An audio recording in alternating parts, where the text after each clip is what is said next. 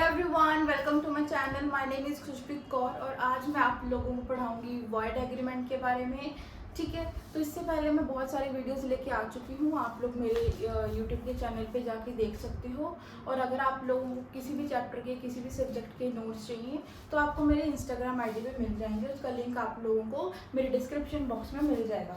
तो आज हम लोग सबसे पहले बात करेंगे सेक्शन नंबर 27 की। ठीक है, सेक्शन नंबर 27 किस चीज की बात करता है? Restaurant of trade. Restaurant of trade की बात करता है। ठीक है, फॉर एग्जांपल ए है। ठीक है, ए अपना बिजनेस चला रहा था। ठीक है, उसकी बेसिकली वो सेल करता था अपने जो कपड़े होते हैं। ठीक है, अब यहाँ पे क्या हुआ, इसकी सेल बहुत अच्छे से होती थी डेली, लेकिन इसके पास में ही एक शॉप खोल ली बी ने। ठीक है, बी ने शॉप खोली और बी की वजह से बी ने भी क्या किया, कपड़े की ही शॉप खोली और बी की वजह से क्या हुआ, ए की सेल होनी बहुत कम हो गई।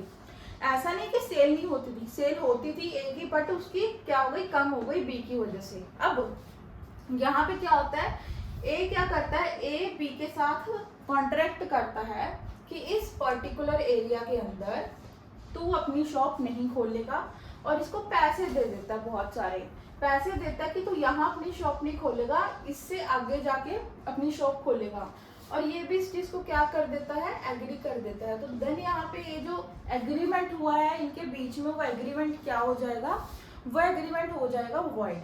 क्योंकि आप ऐसा कॉन्ट्रैक्ट कर ही नहीं सकते हो कि आप किसी को रिश्वत दे के उसको बोल रहे हो कि तू अपना यहाँ पे ट्रेड नहीं कर सकता, बिजनेस नहीं कर सकता। ठीक है, और दूसरी बात, दूसरा एग्जाम्पल ये हो सकता है कि एक गुस्से में क्या करे कि इसकी सारी दुकान के जो शीशे वगैरह है वो तोड़वा दे, जिससे कि खुद ही यहाँ से चला जाए। देन ये चीज़ भी बहुत ही ज़्यादा गलत है। तो यहाँ पे बोल रहे हैं कि रेस्ट्रेंट ऑफ ट्रेड, अगर आप ट्रेड को रोक रहे हो, कोई ऐसा एग्रीमेंट कर रहे हो कि जिसकी वजह से ट्रेड रुक रहा है किसी पर्सन का, और कोई इंसान अपना ट्रेड बिजनेस कैरी नहीं कर पा रहा, देन वो एग्रीमेंट क्या हो जाएगा, वॉइड एग्रीमेंट हो जाएगा। बट देयर आर 5 एक्सेप्शंस, हमें एक्सेप्शंस साथ में पढ़नी होती है, बहुत ही ज़्यादा ज़रूरी है। ठीक है, क्योंकि इसमें से बहुत सारे MCQs बनते हैं और लॉन्ग क्वेश्चंस बनते हैं। ठीक है, तो रेस्ट्रेंट ऑफ ट्रेड का मतलब पता लग गया।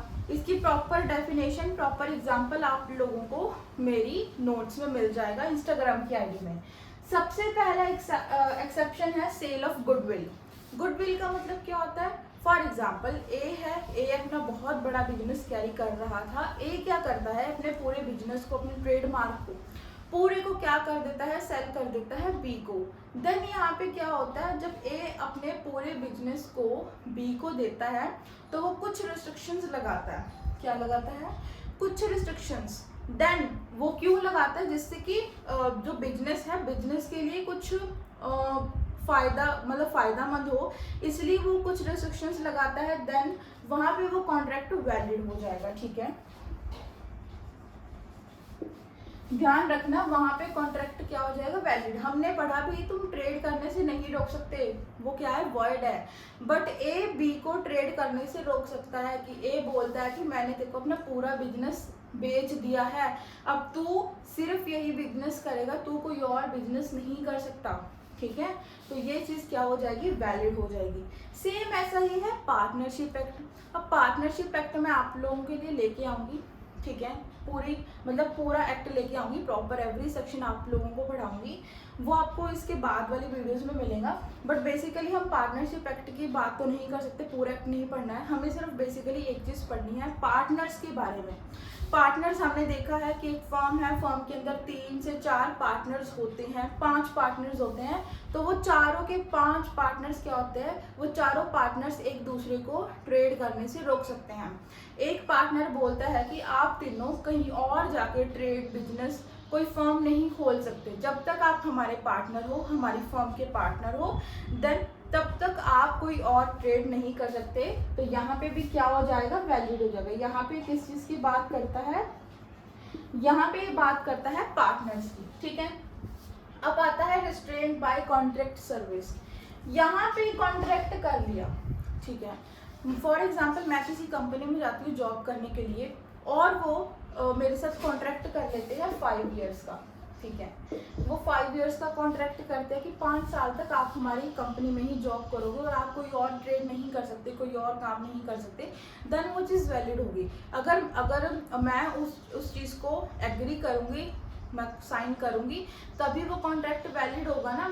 अगर वो मेरी बिना मर्जी के साइन करा रहे हैं, देन वो चीज़ वॉइड होगी। बट अगर मेरी मैंने खुद एग्री किया है उस चीज़ को और साइन किए हैं प्रॉपर मैंने फिर जॉब पे जाना शुरू किया है, देन वो चीज़ क्या हो जाएगी, वैलिड हो जाएगी। और 5 सालों तक फिर मैं कोई और ट्रेड, कोई और कंपनी में काम नहीं कर सकती हूँ, ठीक है।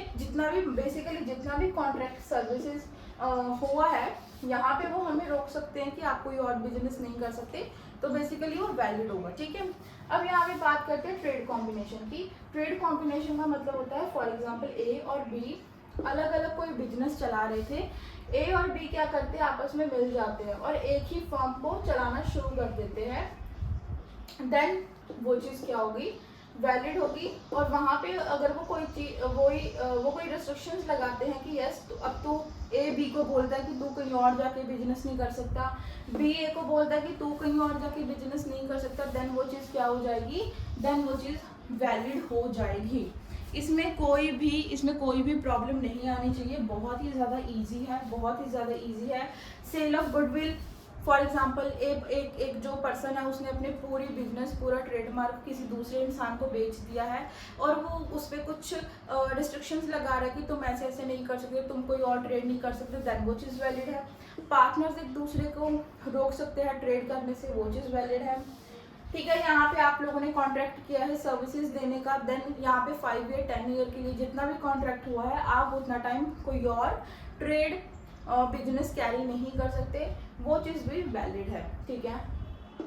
ट्रेड कॉम्बिनेशन, ए बी आपस में दोनों अलग अलग बिजनेस थे, उन्होंने मिलके एक बिजनेस बना लिया और वो एक दूसरे को रोक सकते हैं ट्रेड करने के लिए कि तुझे मेरे साथ ही ट्रेड करना पड़ेगा, मेरे साथ ही काम करना पड़ेगा, तू कोई कहीं और जाके किसी भी फर्म का पार्टनर नहीं बन सकता, कोई भी बिजनेस ट्रेड कैरी नहीं कर सकता, ठीक है।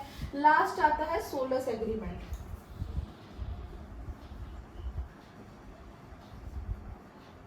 ठीक है, अब यहाँ पे क्या है, बेसिकली देखो ए है, ठीक है, बी। ए क्या करता है, टी शर्ट्स की प्रोडक्शन करता है, ठीक है। बी क्या करता है, इन्हें टी शर्ट्स को क्या करता है, सेल करता है, इनसे खरीद के सेल करता है। अब यहाँ पे क्या होता है, ए और बी एग्रीमेंट कर लेते हैं, ए और बी एग्रीमेंट कर लेते हैं कि ये जितनी भी टी शर्ट्स मैं बनाऊंगा इस साल के अंदर, जितनी भी टी शर्ट्स मैं इस साल के अंदर बनाऊंगा या 2 साल के अंदर बनाऊंगा, वो सारी मैं तेरे को दूंगा, ठीक है। बी क्या करता है, बी बोलता है कि ठीक है, ये सारी टी शर्ट्स तू मेरे को देगा और इसके बदले ये एक प्राइस क्या कर लेते हैं, फिक्स कर लेते हैं और यही प्राइस मैं तेरे को दूंगा। बेसिकली इनका काम क्या हो रहा है, इनका काम सिर्फ एक पर्सन के साथ ही हो रहा है। ये ए पर्सन किसी और को अपने टी शर्ट्स नहीं बेच सकता, ये एक दूसरे से ही खरीदेंगे, एक दूसरे को ही बेचेंगे, ठीक है। तो यहाँ पे इसको बोलते हैं सोलस एग्रीमेंट। और जब ऐसा हो रहा है तो ए क्या कर सकता है, ए बी को रोक सकता है कि तू कहीं और से कोई भी चीज़ नहीं खरीद सकता, तूने मेरे साथ एग्रीमेंट किया है तो तू मेरे से ही सारी टी शर्ट्स खरीदेगा, जो भी चीज़ प्रोडक्शन हो रही है वो तो मेरे से ही खरीदेगा और इतने प्राइस में ही तू मेरे से खरीदेगा और मैं तेरे को बेचूंगा। तो ये होता है सोलस एग्रीमेंट। तो यहाँ पे ये एक दूसरे को रोक सकते हैं, ठीक है। इतनी चीज़ समझ आई? अगर आप लोगों को कोई डाउट है तो आप लोग मेरे को कमेंट करके बता सकते हो। वैसे इसमें कोई भी डाउट नहीं होना चाहिए, बहुत ही ज़्यादा इजी है, ठीक है। अब हम एक और सेक्शन पढ़ते हैं, ठीक है, एक और सेक्शन पढ़ते हैं। अब हम लोग पढ़ेंगे सेक्शन नंबर 26। ये हमने 27 पढ़ा था, अब हम पढ़ेंगे सेक्शन नंबर 26। 26 किस चीज़ की बात करता है,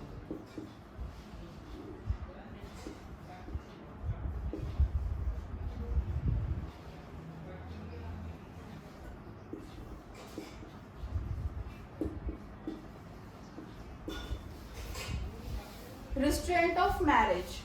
आप किसी के साथ एग्रीमेंट नहीं कर सकते कि तू जाके उसकी शादी रुकवा, ठीक है।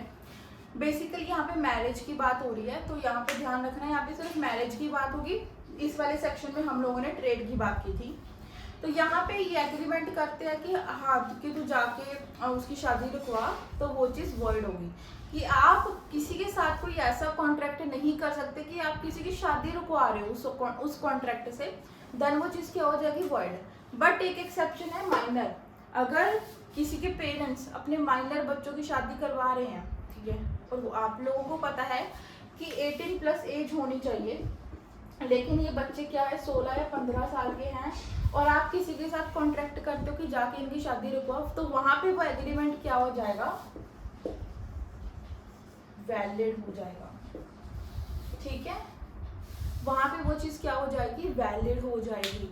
समझ गए ना कि आप किसी की शादी नहीं रुकवा सकते, आप कोई ऐसा एग्रीमेंट, ऐसा कॉन्ट्रैक्ट नहीं कर सकते कि आप किसी की शादी रुकवा रहे हो, बट आप ऐसा कॉन्ट्रैक्ट तभी कर सकते हो और वो वैलिड भी तभी होगा अगर आप किसी माइनर बच्चे की शादी को रुकवा रहे हो, क्योंकि माइनर की शादी करना अलाउड नहीं है हमारे इंडिया के अंदर। 18+ एज होनी चाहिए। अगर बच्चे 18 साल से छोटे हैं देन आप उनकी शादी रुकवा सकते हो। रेस्ट्रेंट ऑफ मैरिज, रेस्ट्रेंट का मतलब होता है रोकना, कि अगर आप किसी की मैरिज को रोकते हो तो वो चीज़ वॉइड होती है, और वो चीज़ जो एग्रीमेंट आपने किया है वो भी क्या होगा, वॉइड होगा। ठीक है, आज हम लोग यही 2 सेक्शंस पढ़ेंगे, सेक्शन नंबर 26 और 27। इसके बाद हम लोग आगे के सेक्शंस पढ़ेंगे वॉइड एग्रीमेंट के बारे में। वॉइड एग्रीमेंट मेनली हमारा 2 से 3 वीडियोस में कंप्लीट हो जाएगा।